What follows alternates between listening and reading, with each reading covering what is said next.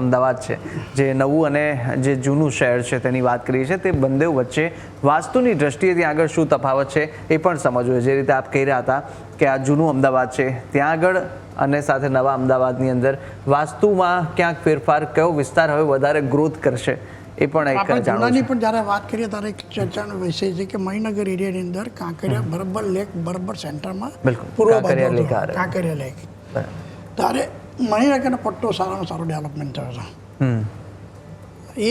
એ સમયની જ્યારે વાત કરીએ તો સમયને કાર જેમ જેમ બદલાય જે પ્રમાણે શહેરનો ગ્રોથ થયો એ પ્રમાણે શહેર ચારે બાજુ ડેવલપમેન્ટ થવા માંડ્યું છે.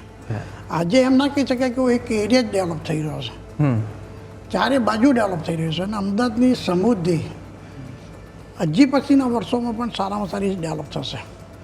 અમદાવાદની ઇન્ડસ્ટ્રીની જોડની દ્રષ્ટિએ, આર્થિક દ્રષ્ટિએ, સામાજિક દ્રષ્ટિએ, ઇવન એમ કહી શકાય કે ઇન્ડિયાનું બિગેસ્ટ સારામાં સારું સિટી બની છે.